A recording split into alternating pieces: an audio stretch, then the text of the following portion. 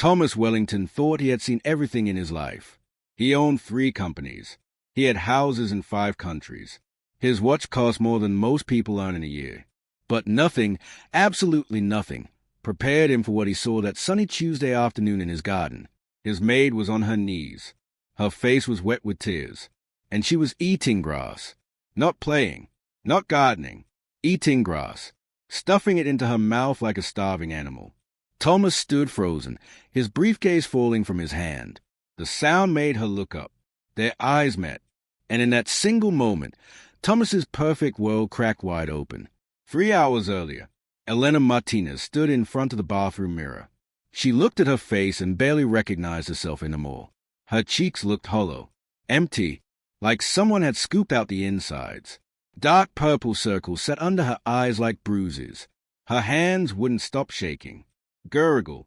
Her stomach made a loud, angry sound. It echoed in the quiet bathroom.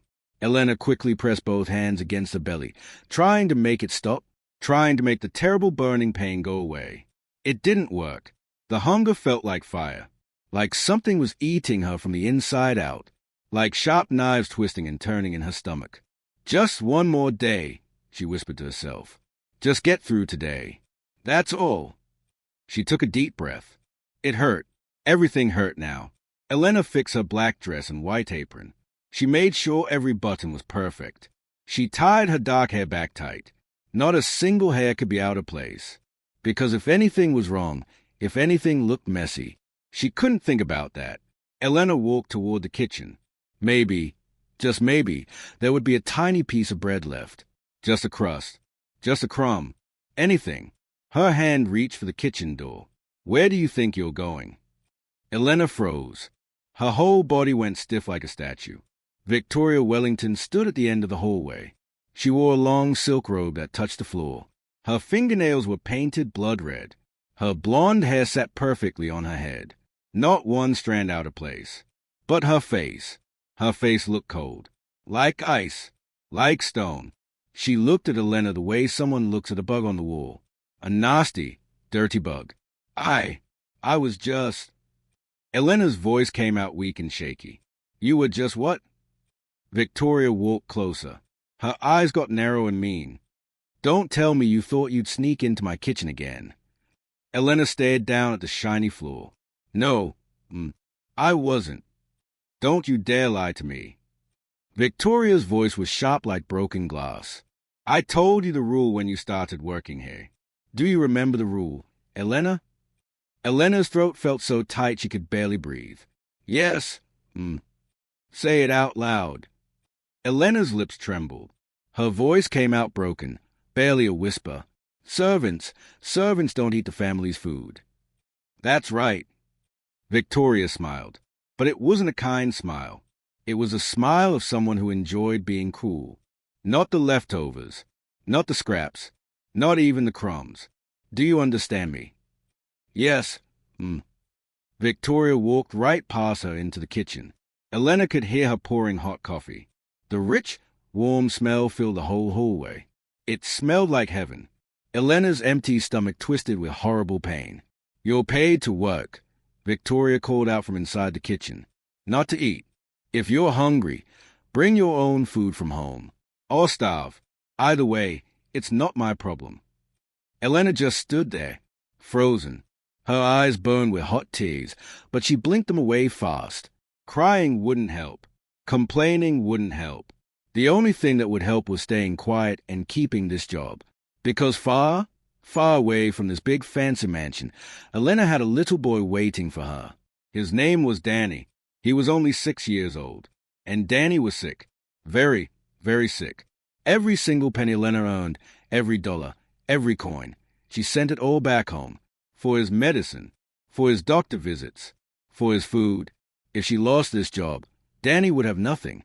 And if Danny had nothing, he might die. So Elena swallowed all her pain. She wiped her wet eyes with the back of her hand. And she walked away from that kitchen in complete silence. The hours crawled by like slow, tired snails. Elena scrubbed the bathrooms until her knees ached and turned red. She washed the dishes until her hands were raw and burning. She carried heavy baskets of wet laundry up and down the tall stairs. With every step, her body felt heavier. Her head felt dizzy and light. The whole room started spinning around her like a merry-go-round. She grabbed the wall to keep from falling down. "Please, God," she whispered with her eyes closed. "Just help me get through today. Please." But God felt very, very far away. By afternoon, Elena could barely stand up anymore. Her legs felt like they were made of water instead of bones. Her eyes couldn't focus right. Everything looked blurry and strange. She stumbled outside into the beautiful garden, gasping for air like a fish out of water. The garden was gorgeous. Bright green grass stretched out like an ocean. Colorful flowers bloomed in perfect rows, red, yellow, pink, purple. A fancy stone fountain bubbled peacefully in the center, but Elena didn't see any of the beauty. She saw the ground rushing up to meet her as her weak legs finally gave out completely. She collapsed onto the soft grass, clutching her stomach with both hands. The pain was so strong, so terrible, it made her cry out loud. "I can't," she sobbed. "I can't do this anymore." Her whole body shook. Hot tears poured down her face and dripped onto the dirt below. She was so hungry, so tired, so broken. And then, in complete desperation, she looked down at the grass beneath her. Green, fresh, alive. Her shaking hand reached out slowly. She grabbed a handful of grass and dirt. The grass tasted awful, like dirt and bitterness and sadness all mixed together. But it was something. It was filling the empty, screaming hole inside her stomach. Elena chewed with tears streaming down her face. She grabbed another handful, then another. "Why?" she cried into the earth below. "Why is my life like this? Why?" She stuffed more grass between her lips, sobbing so hard her whole body shook like a leaf in a storm. She didn't hear the footsteps on the stone path behind her. She didn't know someone was watching. Not until a deep, shocked voice cut through the air like thunder. "What in God's name are you doing?" Elena's head jerked up. Standing there, only a few feet away, was Thomas Wellington himself, the billionaire, her boss. His navy blue suit was perfect, not a wrinkle anywhere. His black shoes were polished until they shined like mirrors. His expensive gold watch probably cost more than Elena would earn in 10 years.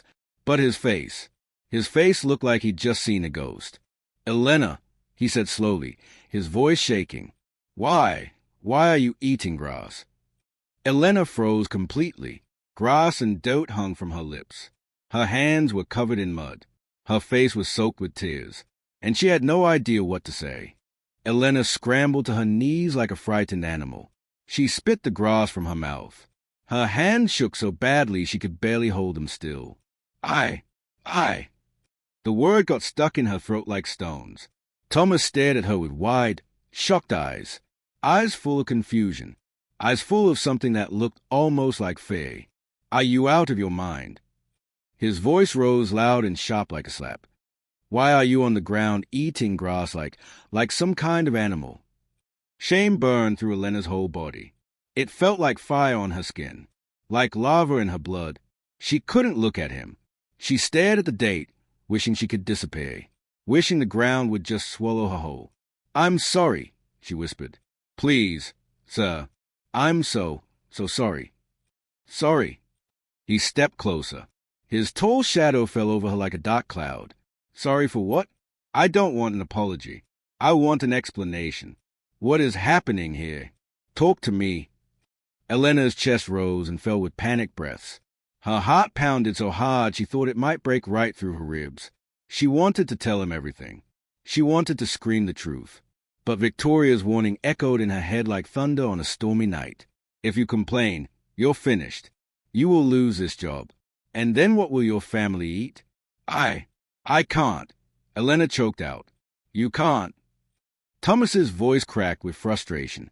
"You can't tell me why I just found you eating grass in my garden? That's your answer." Tears streamed down Elena's face like rivers. She shook her head, her whole body trembling like an earthquake. Thomas clenched his fist so tight his knuckles turned white. His jaw tightened. He looked like a man trying to hold back an explosion. "Elena," he said through gritted teeth, "I am asking you. I am begging you. Tell me what is going on. Because what I just saw." He stopped. His voice shook. No human being should ever. The sound of a door sliding open cut him off like a knife. High heels clicked on the patio stones. Click, click, click. What is all this noise about? Elena's blood turned to ice. Victoria.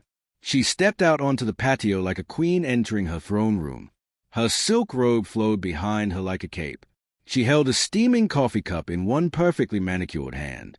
Her face showed no concern, no worry, only annoyance. Thomas turned to face his wife. His whole body was tense, angry, like a volcano about to erupt. "I'll tell you what this is about," he said, his voice low and dangerous. "I just found Elena on her knees in our garden, eating grass. Do you understand what I'm saying? Eating grass." Victoria took a slow, calm sip of her coffee. She didn't even blink. "Oh, that," she said with a little wave of her hand. "Is that what all this drama is about?" Thomas's mouth fell open. "Drama? Drama? Are you hearing yourself right now?"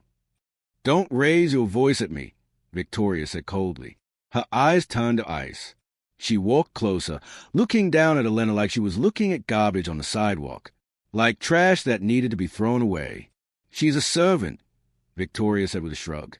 "Servants do strange things sometimes. It's not our problem." "Not our problem." Thomas's voice shook.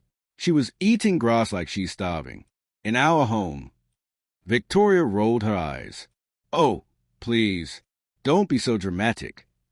"Then explain it to me," he shouted. His face turned red. "Explain why our maid is so desperate she's eating grass from the ground." Victoria's lips curled into a thin, cruel smile. "Because," she said slowly, enjoying every word, "I don't allow the staff to eat our food. I made that rule very clear from day one." The words hung in the air like poison. Thomas went very, very still. "What did you just say?" His voice came out quiet, dangerously quiet. "You heard me." Victoria lifted her chin high. "The servants are not allowed to touch the family's food. Not leftovers. Not scraps. Nothing. They get paid wages, don't they? If they're too stupid to bring their own food from home, that's their problem. Not mine." Thomas stared at her. He stared like he was seeing her for the very first time, like he'd been married to a stranger all these years. "You've been—" He could barely form the words. His voice cracked. "You've been starving them? In my house." "Oh, stop being so emotional." Victoria waved a hand again like she was swatting away a fly. "This is my household to run. You're never here. Always at the office. Always traveling. Always in meetings. I'm the one who keeps this house running smoothly. I set the rules. I keep order." "Order?" Thomas's voice cracked like breaking glass. "You call this order?" He pointed at Elena, still on her knees, sobbing into the grass. "Look at her," he shouted. "Look at her. She's so hungry she was eating grass. And you just watched it happen." "She could bring her own food," Victoria said with another casual shrug. "I'm not her mother.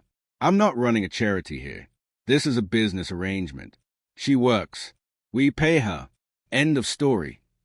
Something inside Thomas snapped. His hands clenched into tight fists. His face turned bright red. His whole body shook with rage. "Get out," he said. Victoria blinked. "Excuse me."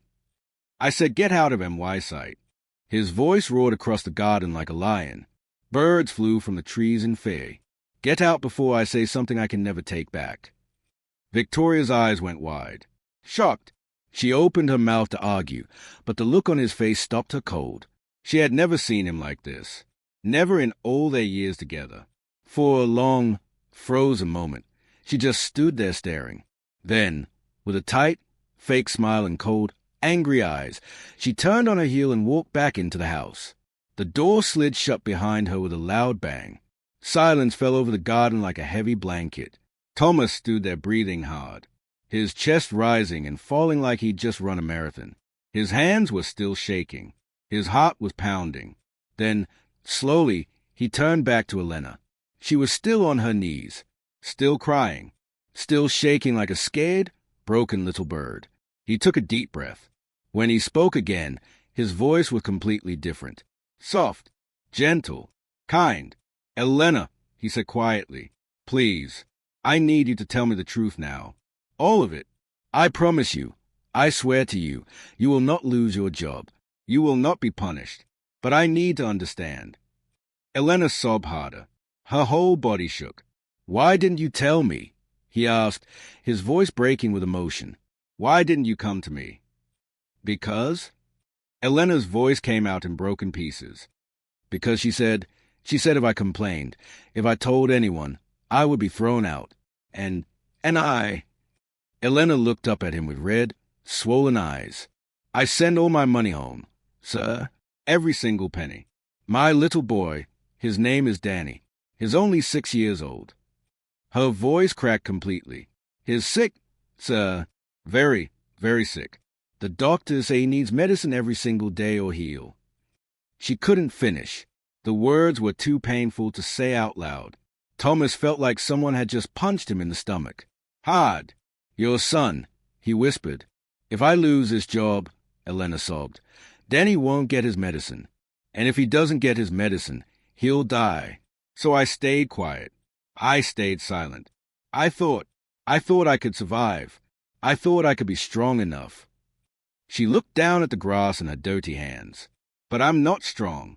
I'm weak. I'm so weak." Thomas felt his eyes burning.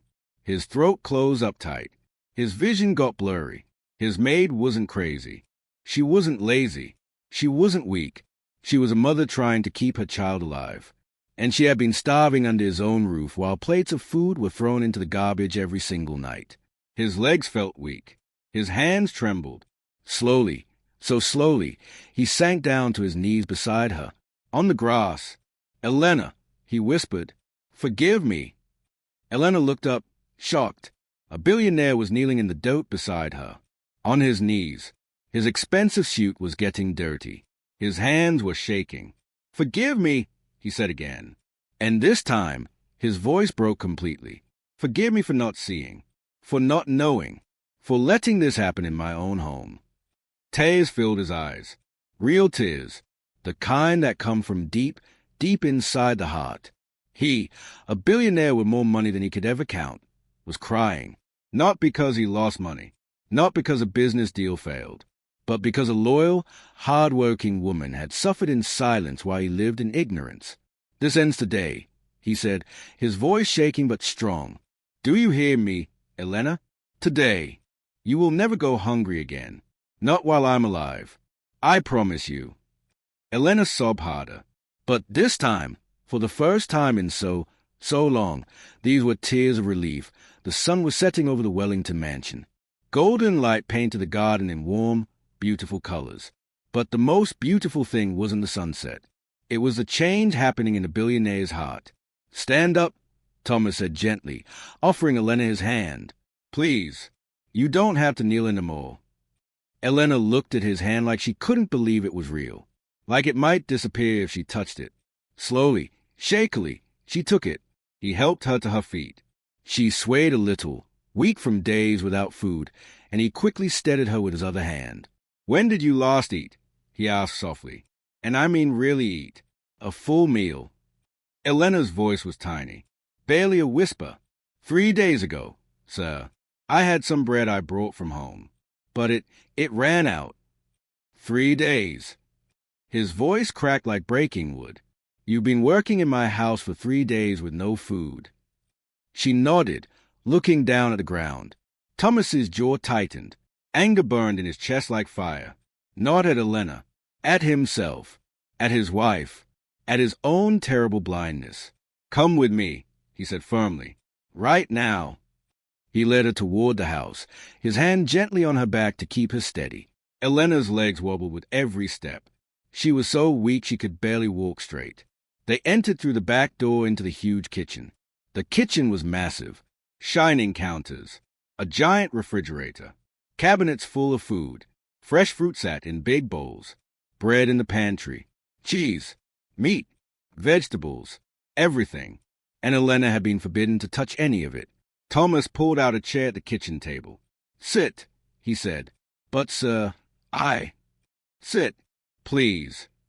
Elena sat down slowly, like she was afraid the chair might vanish into thin air. Thomas opened the refrigerator and started pulling things out. Bread, butter, cheese, cold chicken, fresh fruit. He piled it all on the counter. "I'm not a cook," he said with a small, sad smile, "but I can make you a sandwich at least." Elena's eyes went wide. "Sir, you don't have to." "Yes, I do." He turned to face her, and his eyes were serious, burning with determination. "I do have to, because this should have happened every day. You should have been fed every single day you worked here, and I'm so sorry that you weren't." He made her a thick sandwich, 3 layers of bread piled high with chicken, cheese, lettuce, and tomato. He put it on a plate and set it in front of her. Then he poured her a tall glass of cold milk. "Eat," he said softly. "Please eat." Elena stared at the food. Fresh tears filled her eyes. "Go ahead," he urged. "It's okay. I promise." With trembling hands, Elena picked up the sandwich. She took a small bite, then another. Then she couldn't stop. She ate like someone who had been lost in the desert and finally found water. Tears rolled down her cheeks as she chewed. The food tasted like heaven. Thomas watched her, and his own tears started again. He turned away, wiping his eyes with his hand. How had he let this happen? How had he been so blind? When Elena finished, she looked up at him with grateful, shining eyes. "Thank you, sir," she whispered. "Thank you so much." "Don't thank me yet," he said. "We're not done." He pulled out his phone and made a call. "Hello? Yes, this is Thomas Wellington. I need you to arrange something for me immediately." Elena watched him, confused. "I need the best doctor in the city. No, the best doctor in the country, to see a patient. A 6-year-old boy named Danny. Yes, I'll send you the details. Money is no object. I don't care what it costs. Just get it done. Tonight." Elena gasped. "Sir, what are you—" He held up one finger, still talking. "And I need medicine delivered. Everything the boy needs. Have it sent to—" He looked at Elena. "What's your home address?" Elena stammered it out, her voice shaking with disbelief. Thomas repeated it into the phone. "Got that? Good. Make it happen now." He hung up and turned to Elena. "Your son," he said firmly, "will see a doctor tonight. The best doctor. And he'll get every medicine he needs. All of it. Free. You won't pay a single penny." Elena's hands flew to her mouth. "Sir, I can't ask you to." "You're not asking. I'm telling you. This is happening. But it's too much. It's too expensive. I could never repay. I don't want you to repay me." His voice rose, but it wasn't angry. It was passionate, full of emotion. "Elena, do you know how much money I have?" She shook her head. "More than I could spend in 10 lifetimes. 20 lifetimes.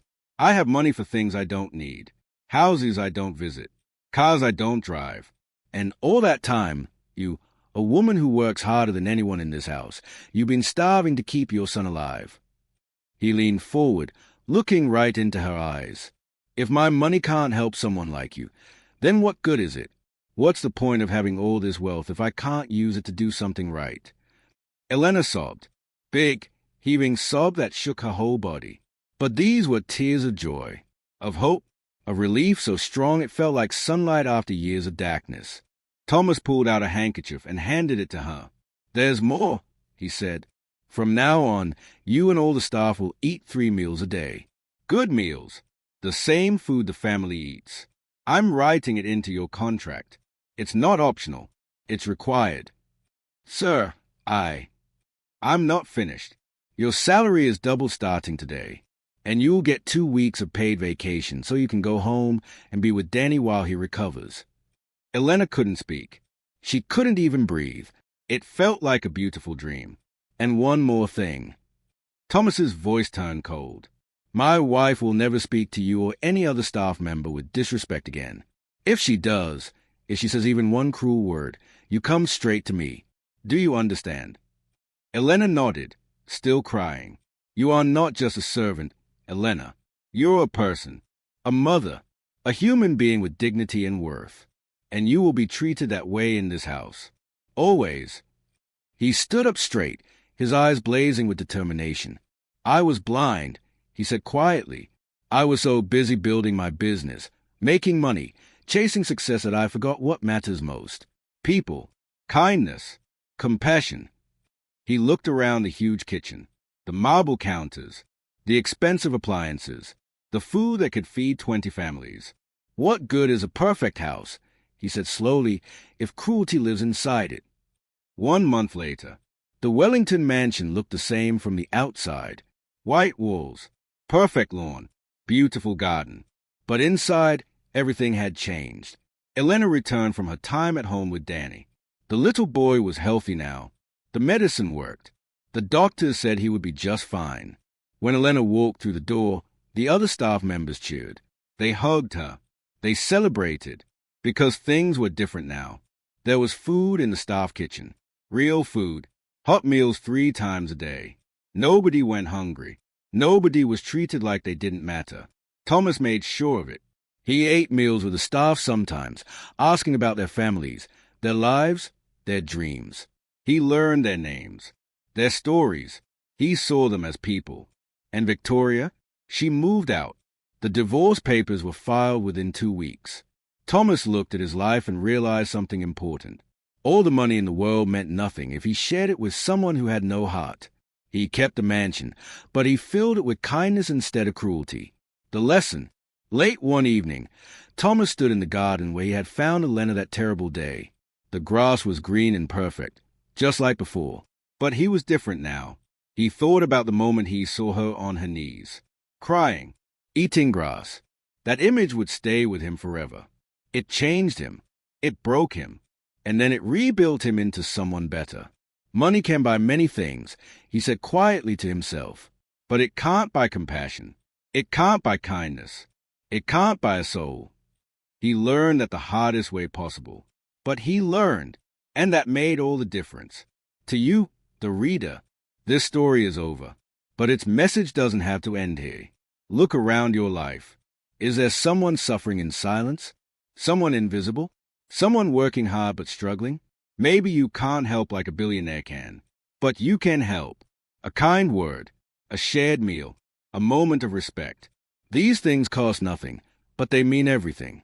If this story moved you, don't keep it to yourself. Like this video so more people can find it. Share it with someone who needs to hear this message. Subscribe so you never miss stories that remind us what it means to be human. Speech balloon and in the comments below, tell us, what would you have done if you were Thomas? Have you ever witnessed someone being treated unfairly?